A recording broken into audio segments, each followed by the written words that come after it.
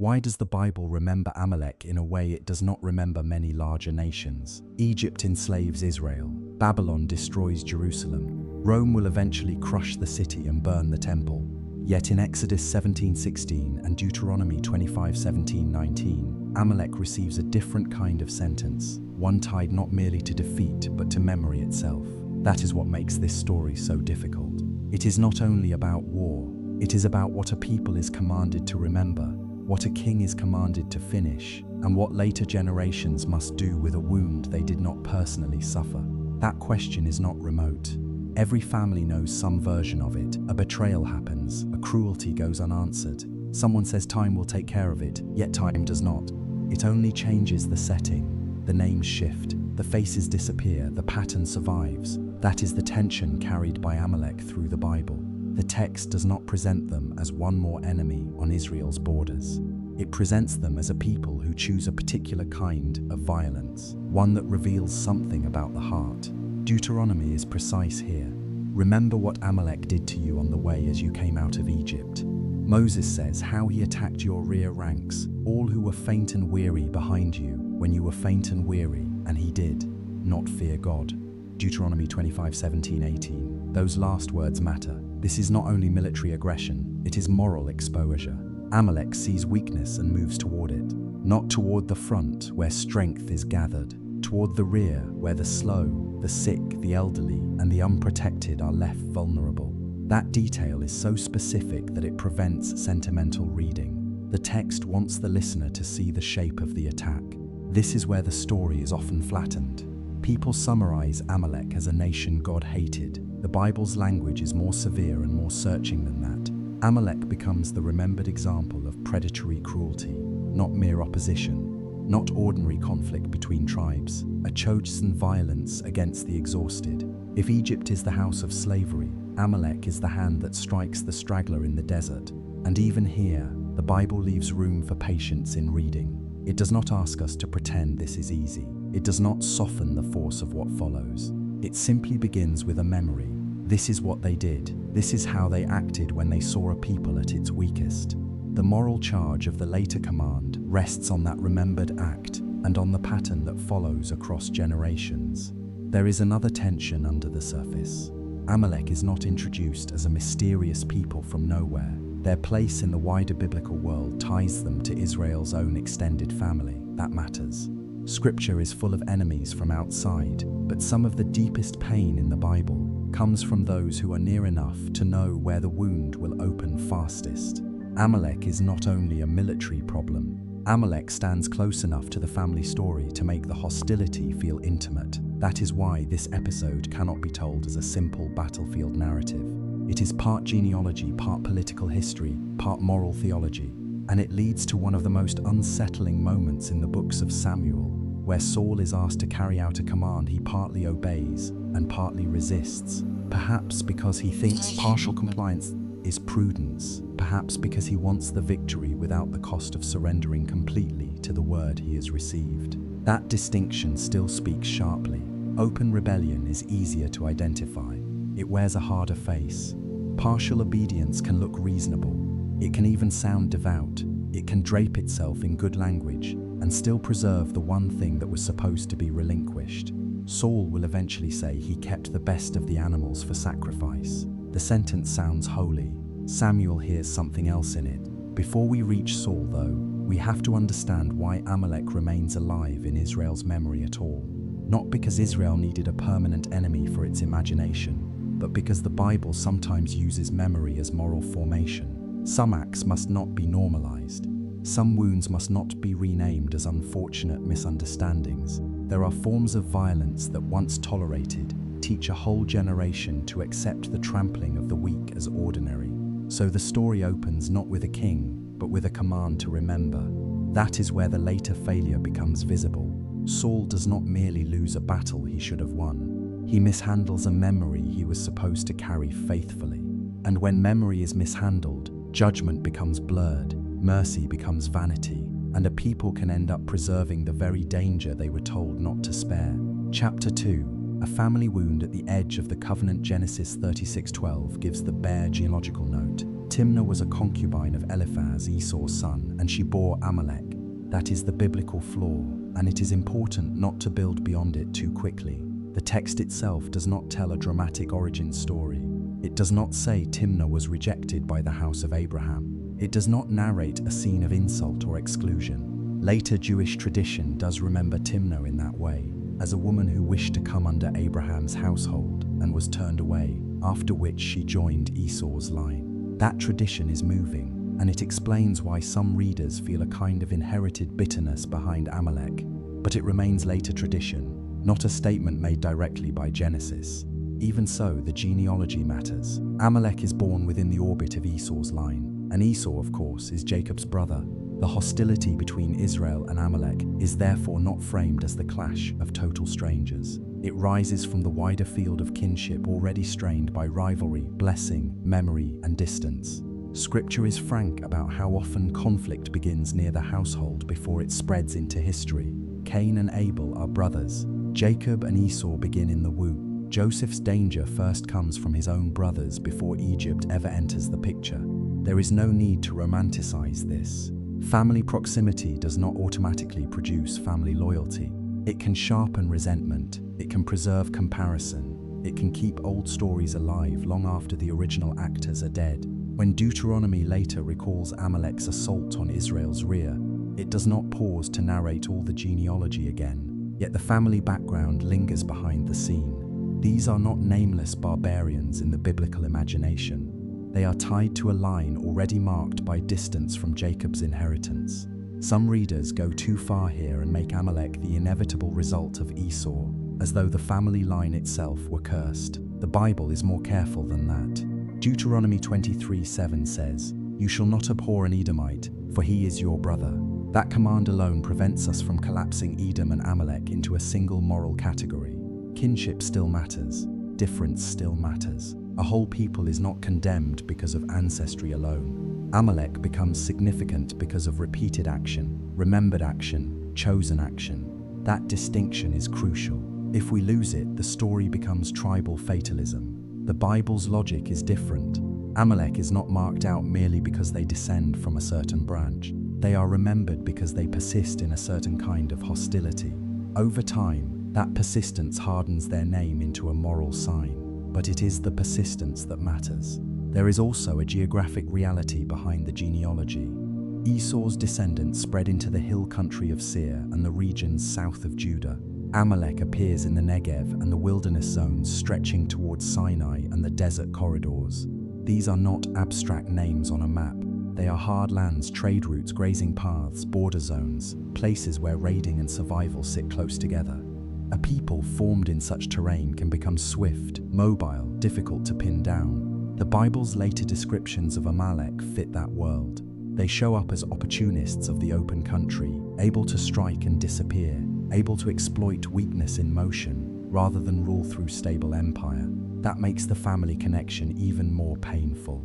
The enemy is not just near in blood, the enemy is near in land, not at the other end of the known world, near enough to watch movement, near enough to calculate vulnerability, near enough to know when Israel is exposed. And there is a deeper human pattern here. When kinship fails, memory often becomes selective. One side remembers the slight, the other remembers the offense. Both remember the loss, very little heals. Amalek comes to stand inside that unresolved human field where grievance becomes identity. Scripture never praises that process, it records the fruit of it. The result is a people whose name is eventually attached to predation rather than covenant. This is why the Amalek story cannot be reduced to one dark command in Samuel 15. By the time Saul appears, a long background has already formed. A genealogy, a geography, repeated hostilities. The moral frame is already in place. Saul is not asked to react to one isolated incident. He is asked to respond within a history Israel has carried for centuries. Still, something remains uncertain, and the uncertainty matters. We are never told exactly how Amalek understood itself. We hear Israel's memory of Amalek. We hear God's judgment on Amalek. We do not hear Amalek speak at length in its own defense. The Bible is not trying to provide symmetrical historiography. It is preserving covenant memory. That does not make the text dishonest, but it does mean the listener must read humbly. We are hearing this from within Israel's theological history. Humility, however, is not the same as evasion. The text does not present a misunderstanding between cousins. It presents a pattern of deliberate violence, and once that becomes clear, the family background only deepens the tragedy. Nearness did not become mercy, it became knowledge without pity. There is a sobering lesson in that before a single king enters the stage, blood is not enough, proximity is not enough, shared ancestry does not guarantee moral restraint. A people can stand close to covenant history and still define itself by opposition to what God is doing within that history. Amalek lives in that dangerous place, near enough to know, far enough to hate, persistent enough to be remembered. Chapter 3, Rephidim and the sin of striking the weak. The first major encounter comes in Exodus 17, and the setting matters. Israel has just come out of Egypt. Freedom is still fragile. The people are not yet established, not yet secure, not yet hardened into a nation ready for war. They are moving through wilderness, anxious about water, carrying livestock, children, elders, and the heavy confusion that follows liberation. That is when Amalek comes. Exodus 17:8 says it plainly. Then Amalek came and fought with Israel at Rephidim. At first glance, that line can feel almost sparse. It is Deuteronomy 25 that fills in the moral anatomy of the attack. Amalek did not simply engage Israel in ordinary combat. They struck the rear ranks. They went after those who lagged behind. That is the detail that interprets the event. The place is Rephidim. The sin is targeted cruelty. Rephidim lies within the wilderness route, a harsh and exposed environment. Water is scarce. Movement is slow. Defense is complicated by the sheer vulnerability of the traveling community. This is not a polished army marching in confidence. This is a newly delivered people learning what freedom costs one day at a time. Amalek sees that, and instead of confronting the strongest point, they exploit the weakest point. That detail reveals why the Bible remembers them with such intensity. There is a moral difference between battle and predation, even in the ancient world. The biblical text does not celebrate war as clean, but it still distinguishes between forms of violence. Amalek's attack is remembered not simply because it happened, but because of who was targeted and when. He did not fear God, Deuteronomy says. Fear of God here is not private emotion. It is moral restraint under divine reality. Amalek behaves as if no such restraint exists. Exodus 17 then gives us one of the most striking scenes in the wilderness tradition. Joshua leads men into combat, while Moses stands on the hill with the staff of God in his hand. When Moses' hands are raised, Israel prevails. When his hands drop, Amalek gains ground. Aaron and Hur support his hands until sunset. It is a scene many readers know well, yet its meaning is easy to sentimentalize. This is not a vague image of teamwork. It is a declaration that Israel's survival in the wilderness does not rest finally on military skill alone. The battle takes place on earth. The outcome is tied openly to dependence. That matters for the Amalek story, because it prevents the listener from hearing later commands as mere national vengeance. From the beginning, Amalek is opposed not only to Israel's body, but to Israel as the people being carried by God through history. The conflict is historical, but it is not merely historical. The raised hands of Moses tell us that. Then comes the memorial. Write this as a memorial in a book and recite it in the ears of Joshua. The Lord says in Exodus 17:14 that I will utterly blot out the memory of Amalek from under heaven. The language is severe. It is also paradoxical. Amalek's memory will be blotted out, yet Israel is commanded to remember Amalek. The paradox makes sense once we see the distinction. Israel must remember what Amalek did until God's judgment is complete. Amalek's name is not meant to endure as a triumphant force in the world. Memory is kept in order to resist normalization. Judgment aims at ending the pattern, not preserving it forever. This is where later readers sometimes pull away, and understandably so. The text does not fit modern instincts easily. The command is hard, the severity is hard. Yet before we react too quickly, we should notice what the Bible is emphasizing. It is not glorifying slaughter. It is naming a people defined, in Israel's memory, by the calculated assault of the weak. The moral center of the episode is not bloodlust. It is divine opposition to predatory cruelty. Some historians have suggested that Amalek may have functioned less like a settled empire and more like a confederation of raiding groups in the desert south. That fits several biblical descriptions. It also helps explain why the memory of Amalek persists in scattered encounters rather than continuous imperial rule. They appear where routes are open, where settlements are exposed, where the vulnerable can be reached. The wilderness is their opportunity, and there is another detail worth staying with. Joshua is named here early. He hears the memorial. He learns from the start that some conflicts are not resolved in a single day. That is preparation for leadership. Not every threat disappears after the first victory. Some names return. Some patterns survive. A leader must remember both the battle won and the danger unfinished. That warning will matter later for Saul, though Saul seems not to understand it deeply enough. Saul approaches Amalek as a military assignment. The text approaches Amalek as a remembered moral charge. That difference between assignment and charge is one reason Saul fails so disastrously. He fights the war. He does not carry the memory with clean obedience. By the end of Exodus 17, Moses builds an altar and calls its name, "The Lord is my banner," not Israel's strength, not Joshua's courage, not Moses' endurance, the Lord. That title reorders the whole scene. Israel is not preserving itself by its own genius, it is being preserved. If that is true, then obedience later cannot be negotiated as though the king has independent rights over the terms. Saul will act as if he can improve the command he has received. Rephidim already says otherwise. What happened there was not only an early desert skirmish, it became the pattern by which Amalek would be known, a people who saw weariness and turned it into opportunity. Some sins reveal themselves in a single gesture. This one did, and the Bible never forgot it. Chapter 4. Amalek in the open country after Exodus. Amalek does not vanish. That is one reason the later command against them carries such force. The memory is not sustained by one ancient trauma alone. It is reinforced by recurring hostility across Israel's unsettled years. The Amalekites appear again and again, and almost always in ways that fit the same broad profile: mobility, opportunism, pressure from the margins, violence that falls hard on people who are trying to become stable. In Numbers 14:45, after Israel's failed attempt to go up into the hill country against the divine word, the Amalekites and the Canaanites strike them down. The point there is different. Israel is judged for presumption, yet Amalek is present again as a force on the edge, ready to descend. Their name returns not as ancient memory only, but as active threat. By the period of the Judges, the picture sharpens. In Judges 3:13, Amalek joins Eglon of Moab against Israel. In Judges 6, they appear with Midian and the people of the east, swarming across the land in a way that leaves Israel impoverished. The text says they came like locusts in number, entering with their livestock and tents, ruining the produce of the land, leaving no sustenance for Israel, neither sheep nor ox nor donkey. Judges 6:3-5.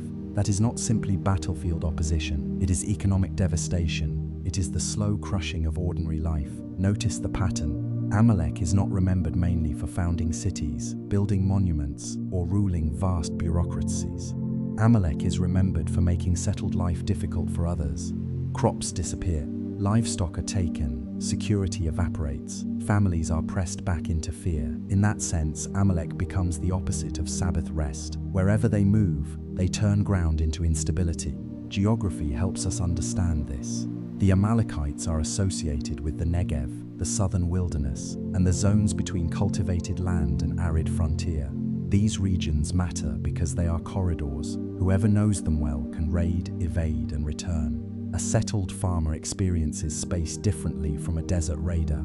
The farmer depends on seasons, fences, storage, and predictability. The raider depends on timing, movement, and exposure. Amalek thrives in the exposed places. This does not mean every Amalekite life can be reduced to one stereotype.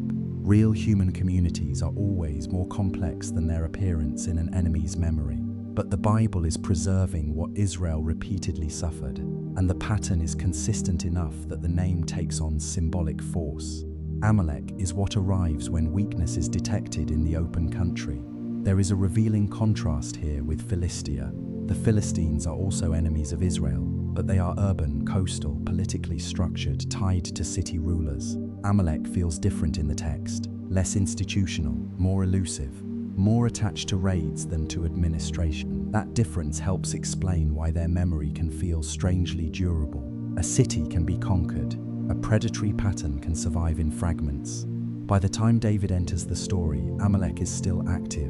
In 1 Samuel 27:8, while dwelling among the Philistines, David raids the Geshurites, the Girzites, and the Amalekites, groups said to inhabit the land from ancient times towards Shur and Egypt. Then in 1 Samuel 30, Amalek raids Ziklag while David and his men are away, burns the town, and carries off women and children. The detail is important. The captives are taken alive, not slain on the spot, but seized as spoil. Again, we see a people skilled at exploiting absence, exposure, and vulnerability. David pursues and defeats them, recovering what was taken. Yet even there, the text records Amalek not as a finished matter, but as an ongoing danger. Their ability to strike settlements, seize households, and move swiftly away reinforces the long memory of the name. They are not just one defeated enemy among many, they are unfinished exposure. And this helps us hear the later command to Saul with historical depth. Saul is not inventing a war, he is stepping into a task shaped by centuries. The sentence against Amalek is not uttered in emotional haste. It comes after repeated acts across generations. That does not make the sentence easy. It does make it historically located. There is also something spiritually suggestive here. The Bible often treats geography as more than backdrop. Wilderness is not only a place on a map, it is a condition of testing. Amalek appears repeatedly where Israel is least defended, between deliverance and settlement, between promise and possession, between movement and rest. That is one reason the name grows larger than ordinary politics. Amalek becomes associated with assault in the in-between places. Not every reader will take that symbol in the same way, and we should be careful not to rush toward allegory too fast. The text is about real people, real attacks, real historical memory. Still, later interpretation does not invent the symbolic power from nothing. It arises because the pattern is there. Amalek appears where weariness is already doing its quiet damage.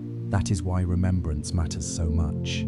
A people can survive obvious enemies more easily than subtle patterns of recurring exposure. If danger always returns at the rear, in the harvest, in the unguarded town, in the tired moment, then vigilance must become part of covenant memory. Not panic, not paranoia, memory. Amalek in the open country is the shape of danger that waits for tired people to call it normal. Israel is told never to do that. The attacks were never to be renamed as unfortunate border trouble. They were to be recognized for what they were. And once that recognition was given, a king would someday be asked to act without trimming the command into something more manageable. Chapter 5. The hard command and the moral weight of judgment. Few passages in the Hebrew Bible press the modern conscience more sharply than 1 Samuel 15. Samuel tells Saul that the Lord remembers what Amalek did to Israel in opposing them on the way from Egypt. Then comes the command: strike Amalek and devote to destruction all that they have. Do not spare them. The severity is impossible to miss. Many readers try to skip quickly past it. Others turn the difficulty into certainty, speaking as though no moral question remains once the words are read aloud. Neither move is sufficient. The command belongs to the category often described by the Hebrew term herem, the devoting of persons or goods to destruction under divine judgment. This is not ordinary warfare in biblical thought. It is presented as an act of judgment in which human beings are not free to take spoils or shape outcomes according to appetite. That is why Saul's later retention of the best animals is not a side issue. It violates the logic of the command itself. Still, the moral tension remains. A thoughtful reader feels it. That is not faithlessness, it is seriousness. Some interpreters argue that such commands reflect a unique and unrepeatable judicial act within salvation history, tied to specific peoples and a specific covenant setting. Others believe the language of total destruction in ancient warfare can sometimes function rhetorically, using absolute terms in a stylized way, even when populations were not literally erased in every sense. Both approaches are attempts to read honestly. Neither removes all difficulty. What the text itself makes clear is narrower and firmer. Amalek is judged in connection with remembered, repeated violence. Saul is not licensed to improvise, he is commanded to obey. The moral burden of the passage does not disappear, but within the story world, the king's duty is not ambiguous. He is not asked to evaluate whether he prefers the command.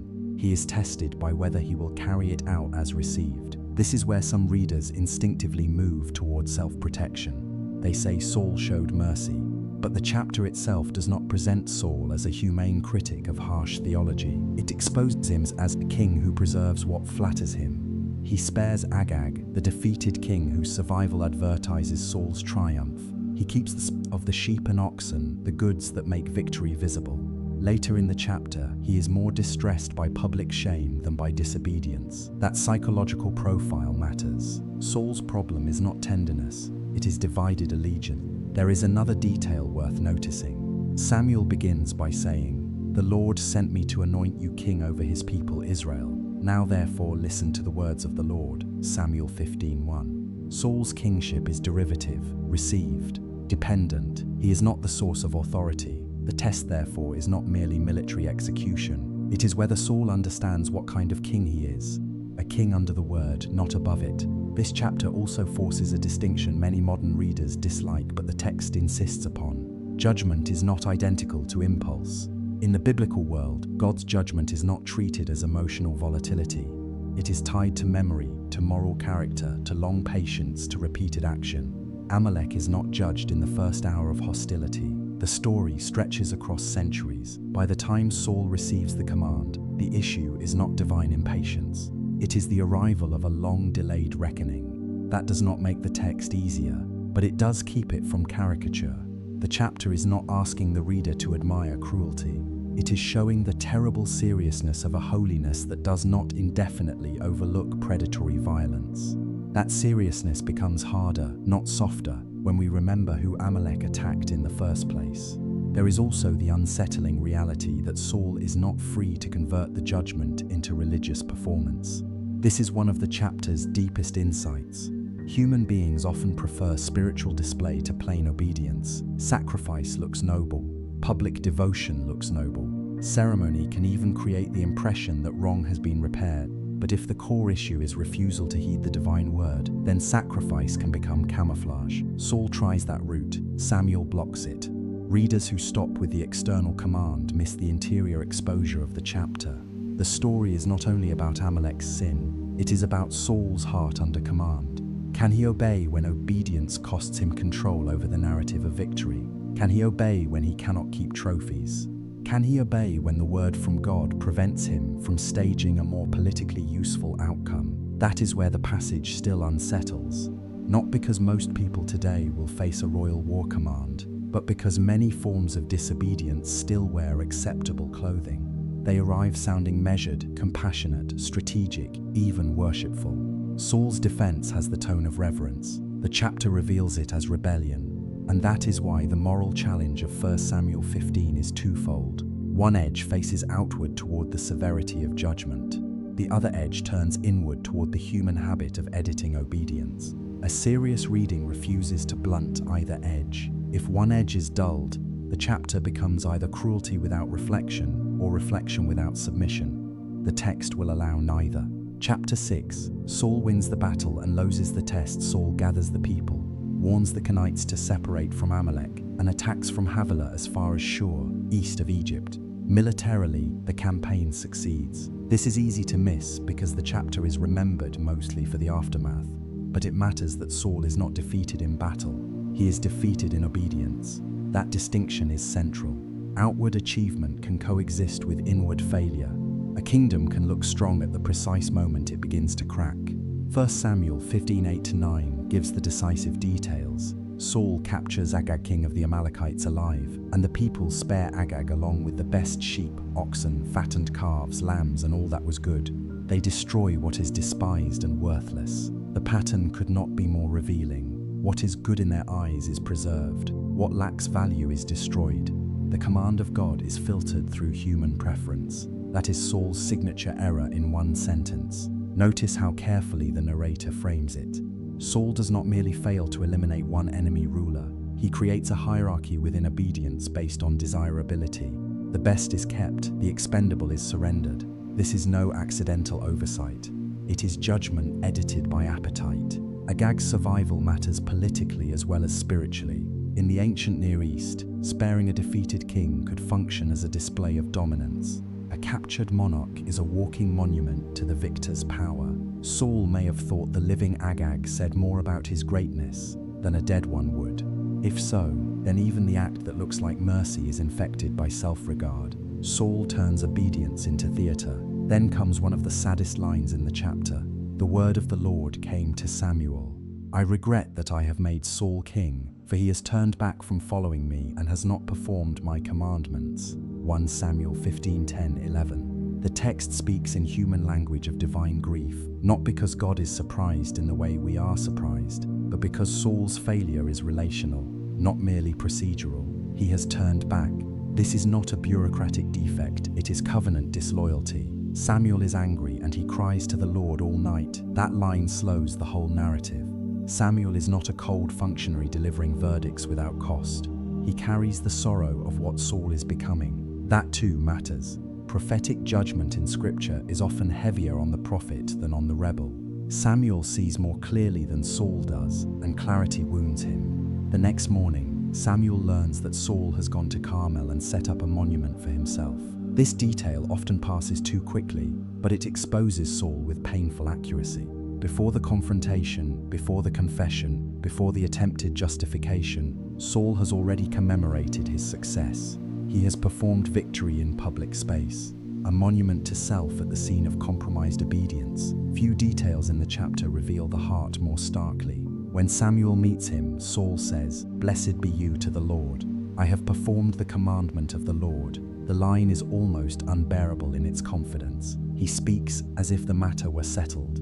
This is one of the frightening things about partial obedience. It can feel complete from the inside. Saul has done enough to call it faithfulness. He has fought.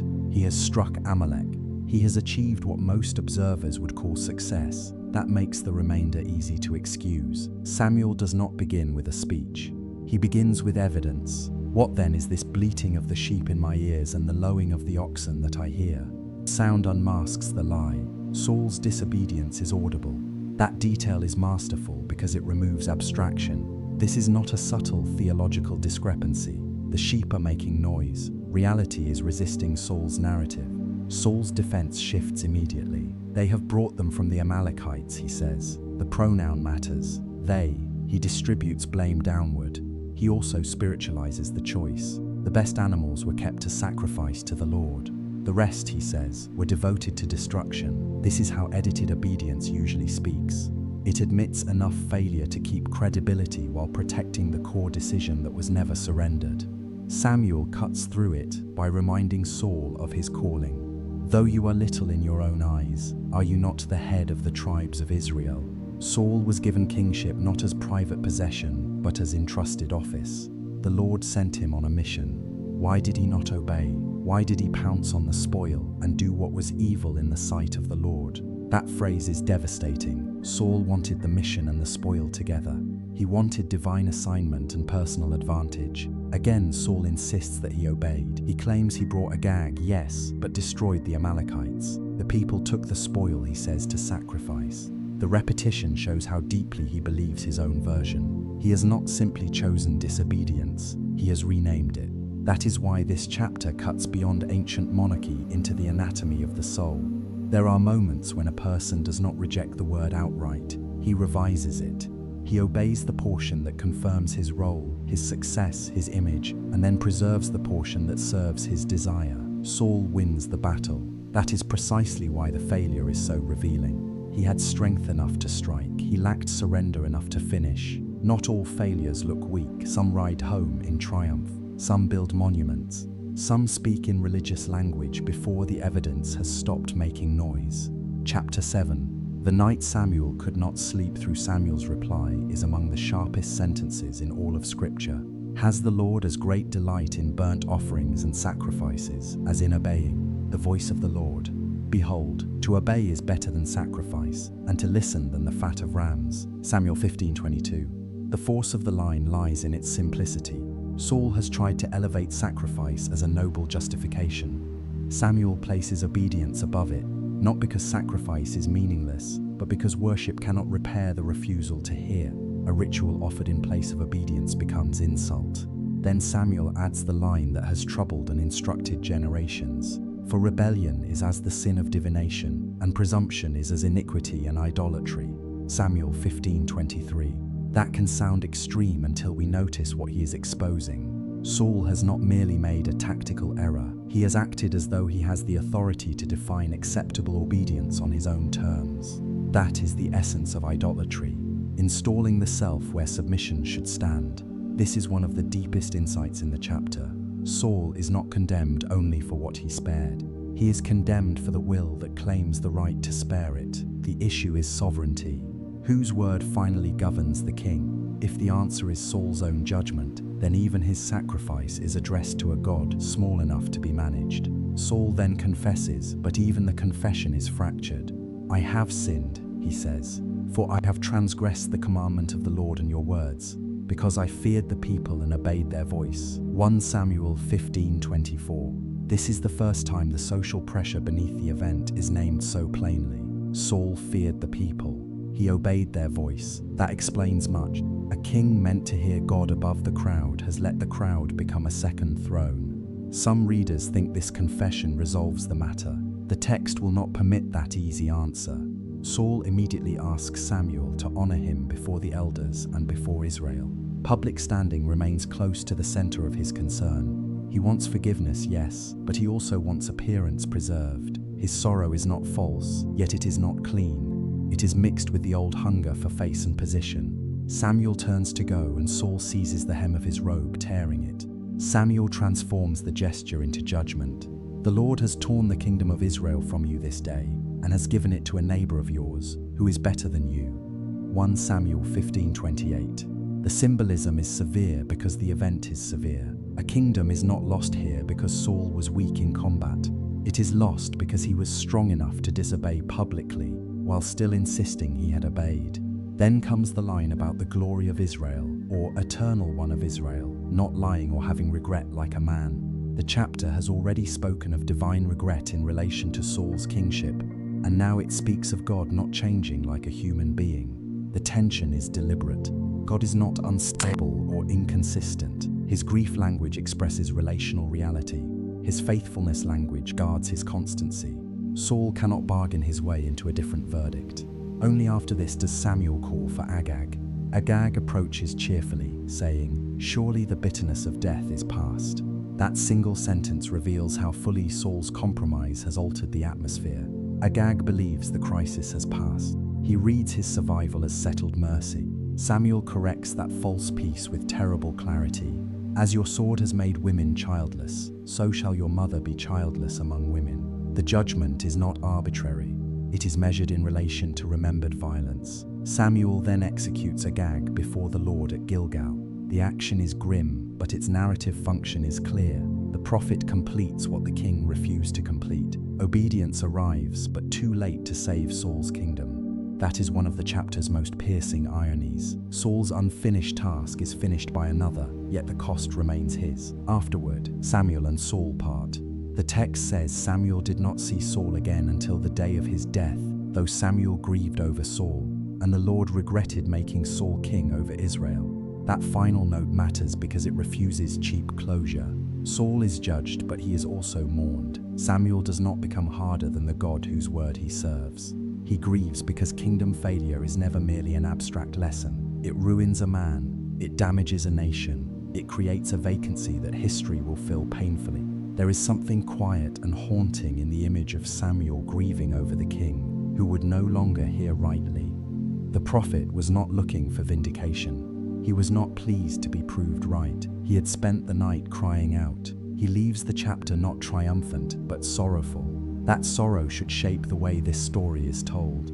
The lesson about obedience is real, but if it is repeated without grief, it becomes too easy. Saul is not a cardboard warning sign.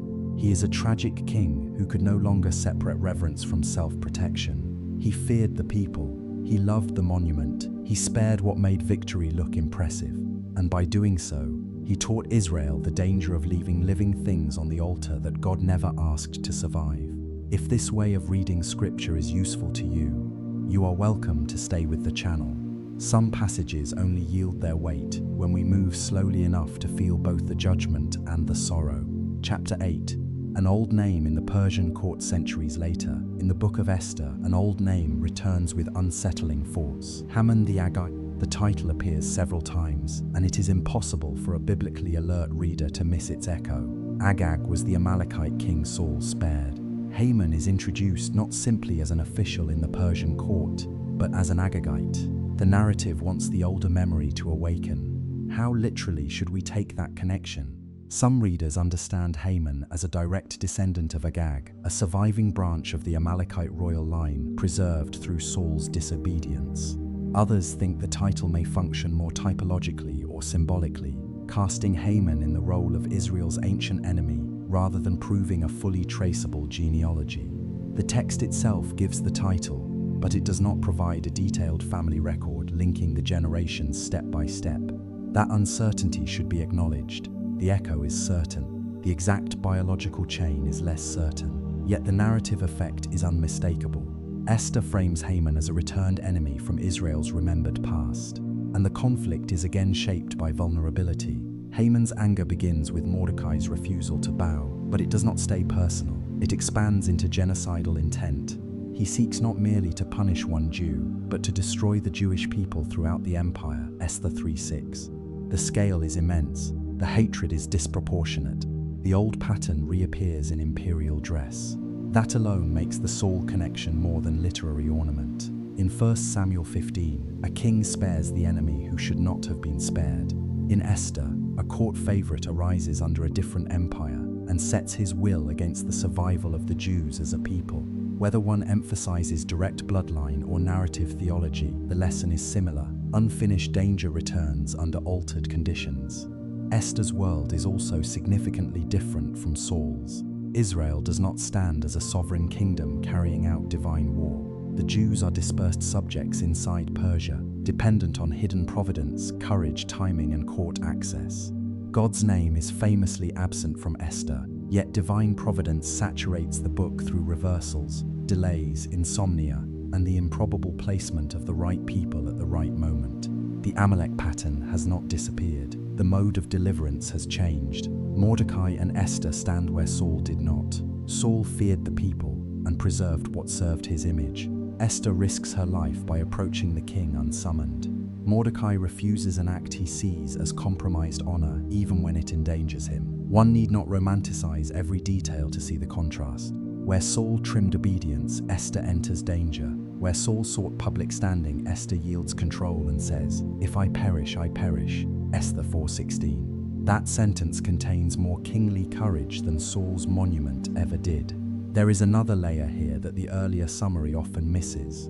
Haman's accusation against the Jews in Esther 3 is not merely personal revenge dressed up as policy. He presents them as a scattered, law-observing people whose customs differ from those of the empire and who therefore pose a problem. That is how hatred often justifies itself, by translating resentment into administrative language. The vulnerable are not simply attacked, they are categorized, priced, scheduled. If Amalek in Exodus is the hand that strikes the rear, Haman in Esther is that same hostility reappearing as decree and bureaucracy. The form changes, the moral structure does not. That is why the echo of Agag matters. An old violence has become literate and imperial. Some Jewish interpreters later came to treat Amalek as more than one ancient nation, seeing in the name a recurring principle of anti-covenant hatred.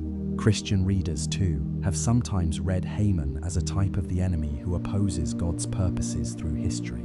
Those readings arise naturally from the scriptural pattern, though they must be handled carefully. Once a symbol becomes too broad, any opponent can be labeled Amalek and the text can be abused. Scripture gives a particular memory before later tradition extends the symbol. Still, does preserve one haunting possibility. What is spared in one age may return in another wearing finer clothes. Not the same spear, the same will. Saul could not have seen Persia. He could not have seen the court, the edict, the gallows, the casting of lots.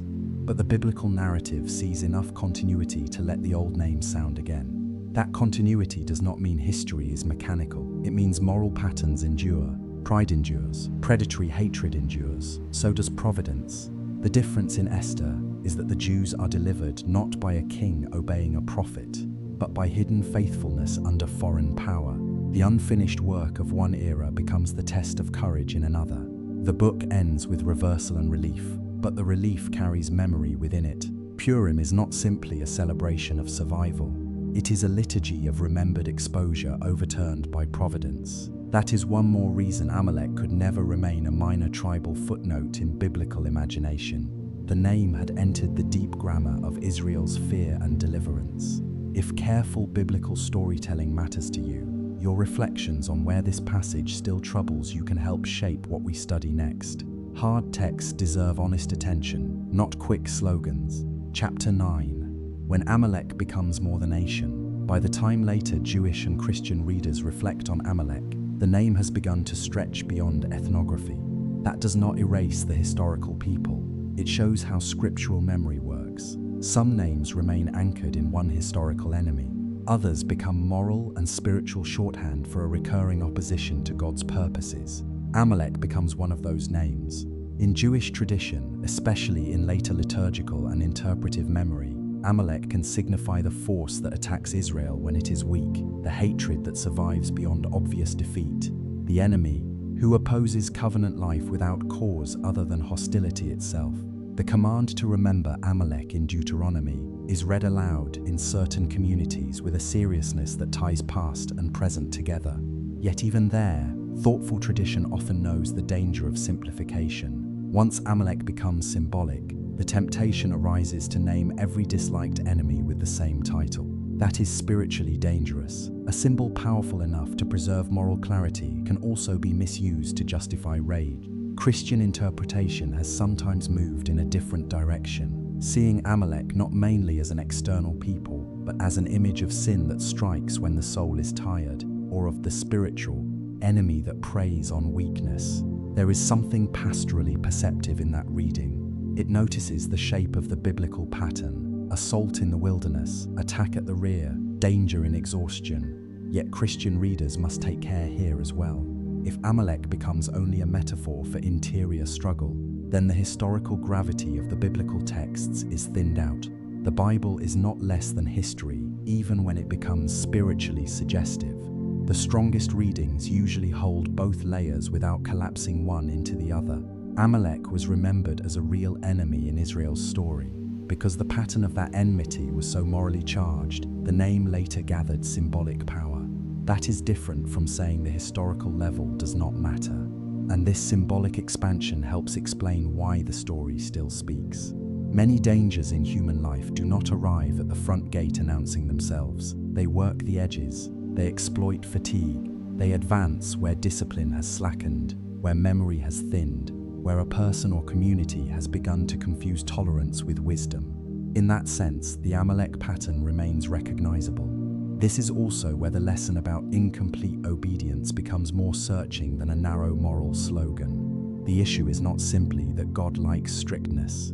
The issue is that some threats become stronger precisely because they are only half addressed. Saul does not completely embrace evil. He leaves it a place to breathe.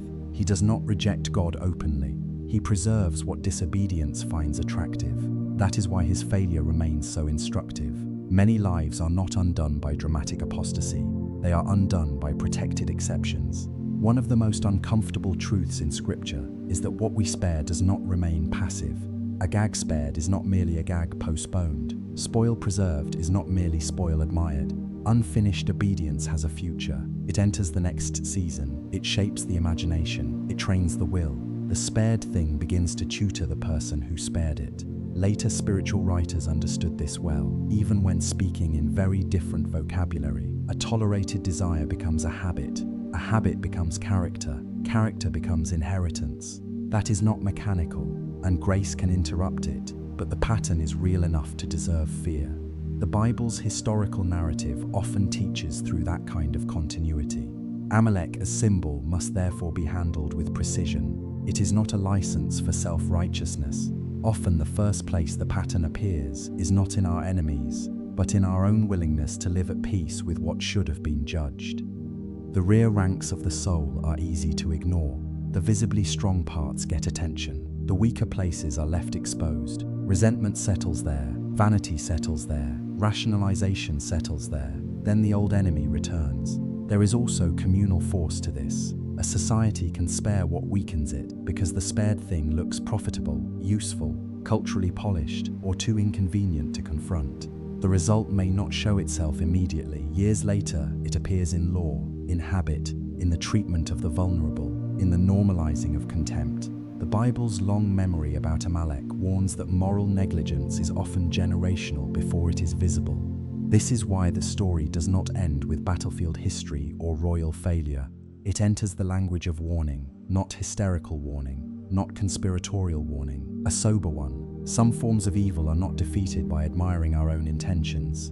They are not neutralized by selective sacrifice. They are not embarrassed into disappearing by good language. They have to be named truthfully and dealt with at the root. That is part of what makes the Amalek story feel uncomfortably contemporary even when we keep it anchored in its own world. Predatory cruelty still exists. Bureaucratized hatred still exists. Weakness still attracts attack. And many people still prefer the appearance of moral seriousness to the relinquishing of what feeds their pride.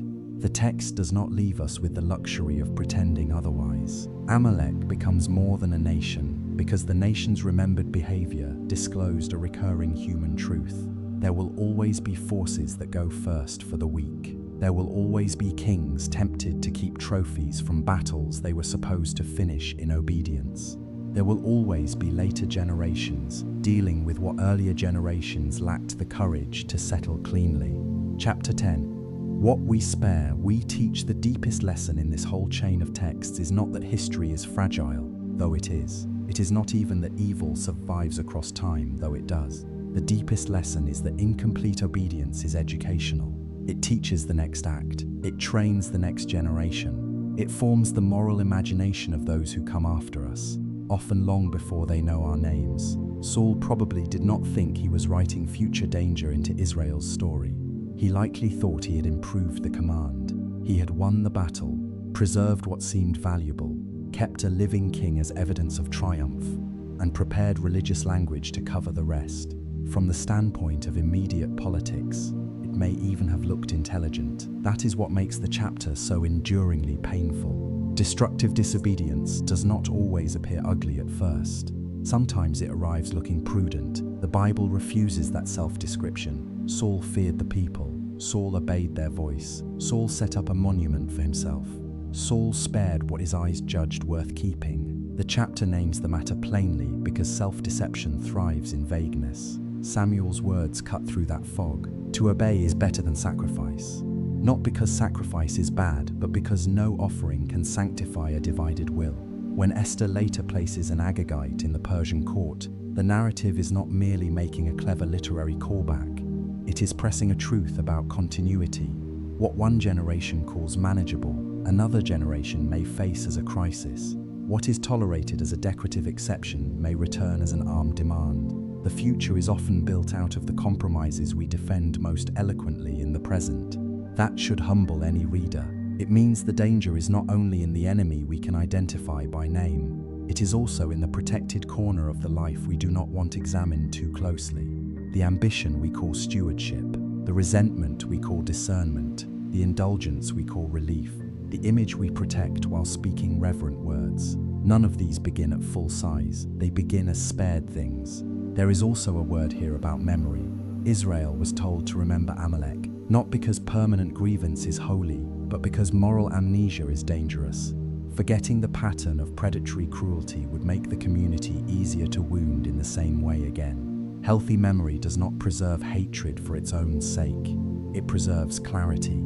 It says this happened, this mattered, this must not be renamed as harmless. That is why the story continues to disturb thoughtful readers. It does not allow simple emotional positions. One cannot read it well by celebrating severity. One cannot read it well by dissolving judgment into discomfort. One must remain with the text long enough to feel both the seriousness of evil and the seriousness of obedience. That is harder than choosing a slogan, but it is closer to wisdom. And there is, quietly, a note of mercy even here. Saul falls, but Samuel grieves for him. Esther's people are threatened, but providence preserves them. The Bible does not deny the cost of failure, yet it also does not permit failure to become the whole story. God's purposes continue, sometimes through kings, sometimes despite kings, sometimes through prophets who weep, sometimes through a woman in exile who risks everything at the right hour. Human obedience matters greatly. Divine faithfulness still runs deeper. That does not lessen the warning, it sharpens it. Since God's purposes are real, our choices participate in something larger than themselves. Since history is morally textured, what we excuse now may become the burden of those who never chose it. Since weakness draws attack, the rear ranks must not be ignored. The tired place, the hidden place, the unfashionable place of plain obedience, these are often where the future is being decided. So the Amalek story is not merely about a nation once marked for judgment. It is about the terrible cost of leaving living room for what God has named destructive. It is about the difference between reverence and performance. It is about the way old violence can return in new forms when memory is thin and obedience is edited. And it is about the strange, costly dignity of listening fully when partial listening would be easier. By the end, the story leaves us with a question that is not theatrical at all. What have we decided to keep because it looks useful, impressive, profitable, or manageable, even though it stands against the truth we already know? That question belongs to kings and households, to churches and nations, to public life and private conscience. It belongs wherever people confuse delay with safety. Some passages of Scripture do not comfort first, they uncover first. This is one of them. Amalek stands in the biblical record as remembered hostility toward the weak. Saul stands as the king, who treated obedience as something he could revise. Esther stands as the later witness that unfinished danger does not necessarily stay buried. And over all of it, the text asks for a kind of honesty that is harder than emotion and deeper than reaction. What we spare, we teach. We teach it to our habits. We teach it to our children. We teach it to our institutions. We teach it to the future. That is why the old command still sounds with such force. Not because the Bible wants fear for its own sake, but because it knows how often ruin enters through the gate we left open while calling ourselves wise. And perhaps that is where the story becomes personal without becoming small. Not in dramatic gestures, in the quiet places, in whether we listen fully when the truth costs us something, in whether we stop dressing up compromise in holy language, in whether we remember that the weakest part of any people and the weakest part of any soul is usually where the next test will arrive. The Bible does not hand us this story to flatter us. It hands us the story so that clarity can come before disaster does.